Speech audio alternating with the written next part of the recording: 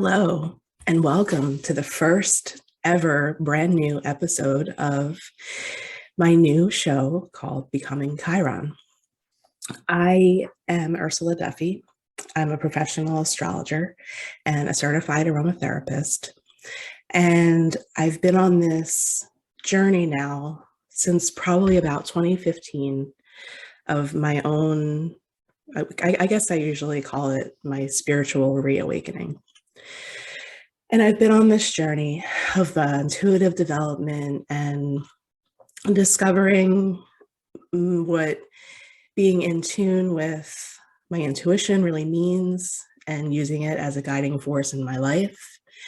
And throughout this whole process, it's been an incredibly deep journey of rediscovering and being honest with who I truly am and what I came on this planet to do. And in that process, I also discovered astrology or rediscovered astrology. That kind of felt like a remembering, to be honest. And part of that whole rediscovery and reawakening journey was learning my chart and obviously up to this point becoming a professional astrologer. But one of the biggest things that I learned in that journey was my Chiron placement. So this has all kind of come culminating to this point in this moment. I hit the record button about 10 minutes before the Taurus New Moon partial solar eclipse that's happening today. I'm recording this on Saturday, April 30th. And right now it's about 4:17 p.m. in Eastern Daylight Time. I'm in Atlantic City, New Jersey. And this eclipse is really important because it's happening right on my ascendant. And I believe very strongly that it's important to make astrology and the experience come to life and to share the lived experience of transits and eclipses and things that new moons, full moons, all of it, because we experience these things. And when we know what's really happening on a soul level, energetically, and in the background, and how things are interacting with our own charts, it's just so incredible to see the divinity, the divine timing, the synchronicity, all of it. So this is why I'm sitting here right now. To be honest, this feels a little strange talking into this microphone by myself. I do this a lot with other people, with my business partner and things. We have other shows as part of our network at Sea Goddess Healing Arts. And I've been, guests on other people's shows before Sea Goddess was born. I've been doing my own business, Ursa Alchemy, for a while now. And this is my first time sitting here by myself doing this. So bear with me if I do manage to actually get the whole intro put together for this release. The music that you heard in the beginning was by my dear friend and soul brother, Cassius Kirk of Kind Magma Music. And he's been on his own pretty intense and powerful healing journey. And one of those songs that came out of that is the sample that he so generously gave me to play for all of you in the beginning of the show. So I just want to talk a little bit about my intentions here, why I'm doing this now. And then I'll share a bit about my own chart and why this is so important and why I think that this is part of my mission here on Earth. And we'll talk a little bit about Chiron today. I think that I want this to be a very intuitively guided journey and podcast and share. So I'm going to just tune in and go by what Spirit tells me to share for each episode that I do and each recording, and what stories and things in my life that have happened, because I have a lot to say. I've been through a lot in my life that has brought me to this point, and it is really it is and has been an intense journey of really becoming Chiron for me. And I really want to share what that means for me. I feel that people that have Chiron, where I have Chiron, this will resonate very deeply with. I think to start, this is just going to be a solo show. And then I would like to start inviting people on, or have people send me their own personal stories that I can share with their own Chiron placements and lived experiences with transits and just, having that placement in your natal chart in general. So that's my intention with this. I think that the inner teacher in me has really, really awakened at this point. I have my midheaven, which is your soul's gift to the world, what you're supposed to kind of do publicly in your chart in the 9th house, which relates to teaching and higher learning and all things like that. So every time I get an opportunity to teach, I get really lit up. And that's been a big journey of overcoming fear for me, sharing my voice, doing something like this, say 5-6 years ago, I would never have even done it because I would have been too terrified. Part of this whole experience for me has been an awakening of my voice and being able to speak up, and a lot of self-worth and having confidence in knowing that, or at least believing and getting that to push me to do something like this, that people will really want to hear what I have to say. For anybody that is really familiar with astrology, I'm a Taurus rising and I have Mercury in Scorpio. And that is not exactly a vocal chart placement at all. It is usually known as very tight-lipped. In one of my favorite books, The Inner Sky by Stephen Forrest, he has these little catchphrases for every sign. And for Taurus, he says it's the silent one. And I completely agree with that. I can totally relate to that. So those are my intentions. I think it's important to share the lived experience. It's really the overall and overall encompassing reason why I'm doing this. Because once you start sharing, it really resonates with people, and I think wakes something up inside of the one who's sharing, but also the people that are listening and that can actually relate. So I think it's important, although this is me being very outside of my own comfort zone, but that's part of the journey as well.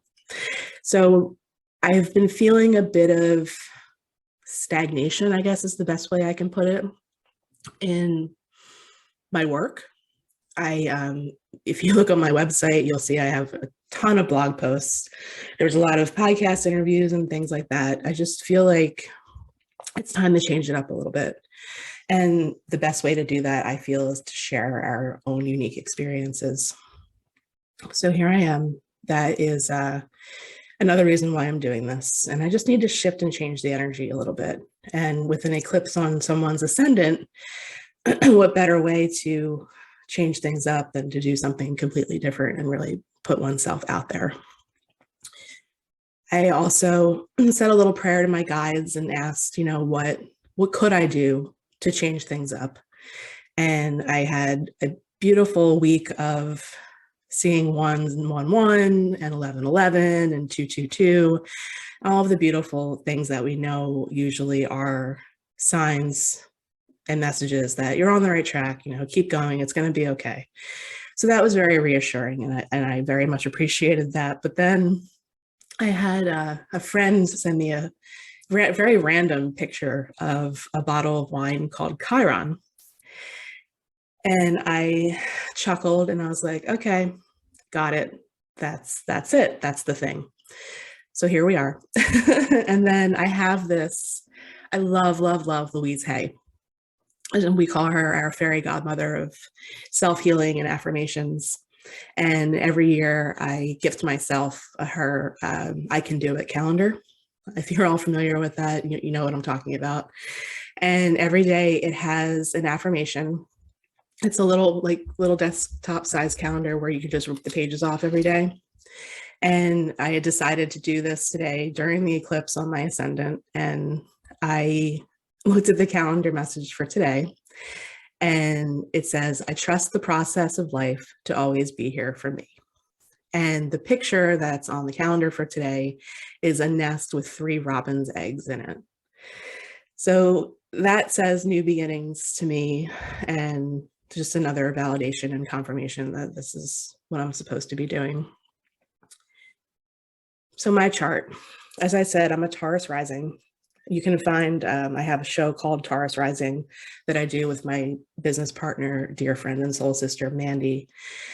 And you can find that on the Sea Goddess Healing Arts YouTube channel, that we pretty much dedicate solely to sharing the lived experience of being a Taurus rising. And I found it kind of rare to find fellow Taurus risings in this journey. So I thought that was important that we came together and did this show together, because I feel like finding each other was a rare opportunity in and of itself. So I have Chiron at 17 degrees of Taurus. My ascendant is 11 degrees of Taurus. So this eclipse is pretty much on my ascendant and on my Chiron. And when I talk about the ascendant, the first house of the chart, we're really talking about topics that relate to someone's physical body. I look at the ascendant, especially the ascendant degree, as kind of like the birth canal of the soul. The ascendant is a very sensitive part of the chart, I feel, and for something this potent to be happening on that degree today is significant and really important to me to work with the energy. We're also looking at people's appearance when we talk about the first house. By definition, the rising sign, the first house, that's the sign that was on the eastern horizon at the moment of birth. When we have full information, date, time, and location, that allows us to cast the full chart. And I just feel like the ascendant is really important. So when someone has a planet in the first house, it's a lifelong journey of learning how to embody that energy. So for me, it's Chiron. So here we are, becoming Chiron. The other thing that's really important in my chart that involves Chiron is I have what's called a yod. A yod, by definition, is the finger of God. It's an old, I think it's a Hebrew word, and you can look it up if you want to see more about it. But my finger of God, the point of my yod, points to Chiron. So that's another thing that I feel has just been like a nudge all along the way, that it's really important to talk about this and to embody this energy. I've already spoken a bit about today's eclipse. If you want to go back and listen to the most recent Taurus Rising, we actually talk all about the eclipse and go into further detail. So you can find more information about that on Taurus Rising on the Sea Goddess Healing Arts YouTube channel. The other thing that's really important with Chiron in my chart is Chiron squares my nodes. I have Chiron at 17, like I said, Taurus, and my nodes are at 17, Leo and Aquarius. So what that means, when someone has a planet squaring the nodes, my astrology teacher always called it a repeating lesson, or something that can feel like destiny, or something that just always comes up in your life that's there to teach you how to really get to the point of why you came here. When we talk about the nodes of the moon, we're talking about the soul's growth in the north node and past and release in the south node. So with Chiron squaring my nodes, Chiron is a big teaching force in my life as well. My astrology teacher always referred to Chiron as an inconvenient teacher. So when you have that in the first house, as well as squaring your nodes, as well as the point of your yod, yeah, it's time to really embody the energy. So I feel I'm getting there. I feel there's a lot more that I can be doing, and something like this, I think, is a really big part of the story. I feel it's important to talk a little bit about Chiron today, just a little bit. I think that as I start sharing and as I start hearing from people and as people start coming on, it'll really, really come to life. But every person is unique, and every person is here for a reason, and it's all different. And my perspective, I feel, is very unique, especially with the placement that I have. When people hear about Chiron, I'm pretty sure that the biggest association and most common one is, quote unquote, the wounded healer. Chiron does represent the wounded healer archetype.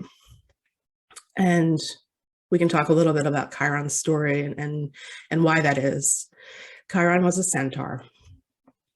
And the centaurs were pretty much known as this kind of rowdy bunch that just like to drink and party and cause a ruckus.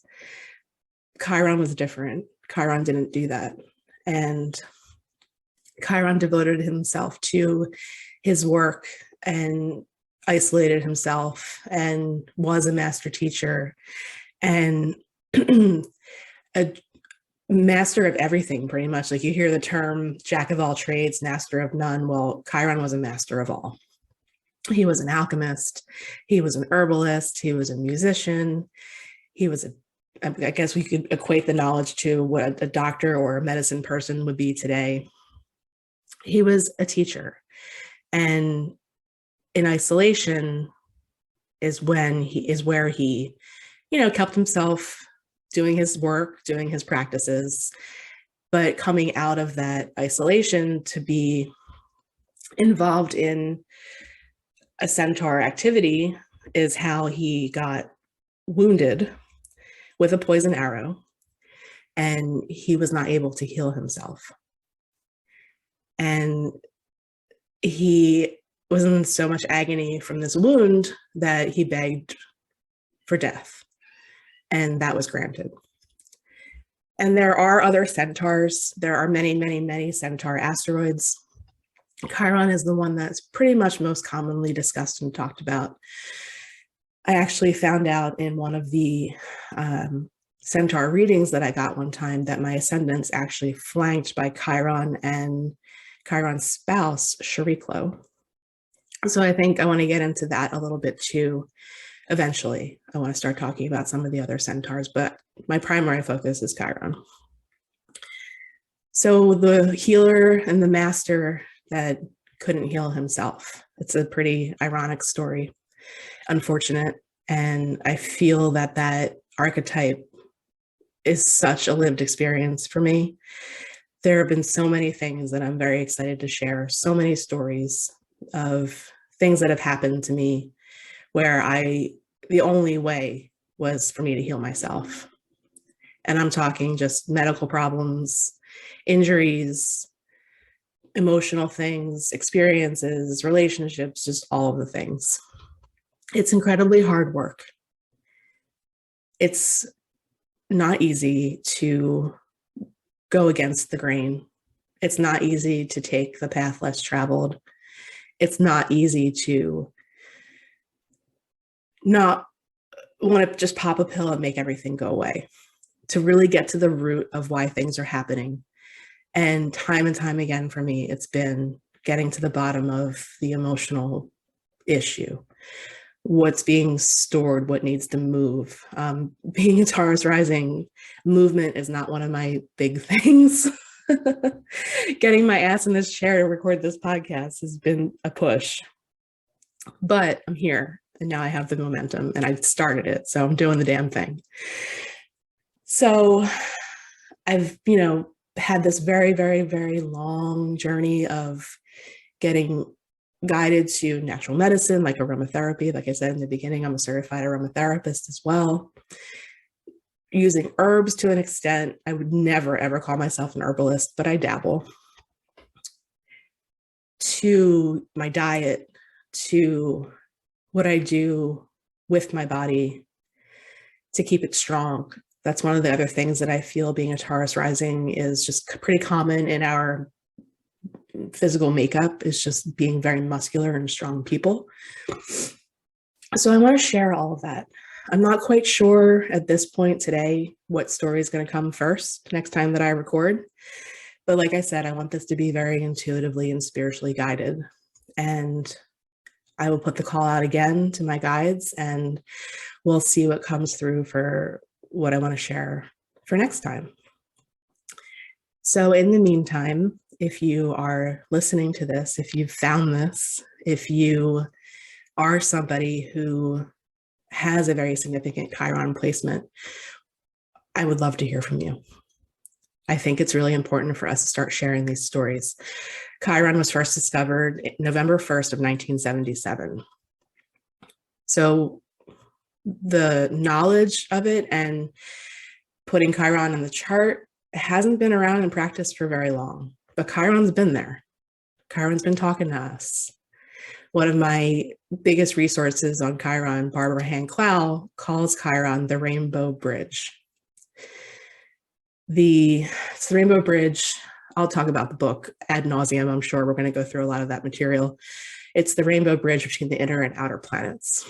Chiron orbits between Saturn and Uranus, so between the visible seen experience from our planet here to the unseen realms. A lot of the centaurs are known as guides of souls. So it's where we connect with things that are beyond us and things that we know are there, but that we can't see. And getting in touch with our intuition and living a life guided by feeling rather than programming, I think, is something else I really want to get into, especially with the Taurus archetype as well, that being a very sensual sign and not just the known senses, the known five, like the beyond senses. I also, along my journey, got attuned to Reiki. Chiron, the root of the word, chiro, of the hands or of the spine. Think of the word chiropractic.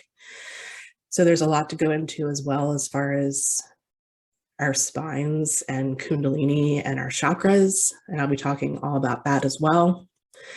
So if this has been part of your experience too, I'd love to hear from you. I think that at first, I just want to start sharing whatever you're willing to share. Even if you just never had your chart done, you don't know where your Chiron is, hit me up. We can talk about it. I can give you like a mini reading next time I do a recording. And the way to get a hold of me is my email address and my website. And I'm on ursaalchemy.com, and that's ursaalchemy@gmail.com. It's URSAALCHEMY. That's the first business that I've started. I'm also on seagoddesshealingarts.com, and that's seagoddesshealingarts@gmail.com. So you can find me in both of those places. I'm hanging on by a thread on Instagram. I'm Ursa Alchemy on there, at Ursa Alchemy. I feel like they've really messed with the algorithms lately, and it's just not as much fun as it used to be. I can't even turn on post notifications anymore. Like, it's just ridiculous.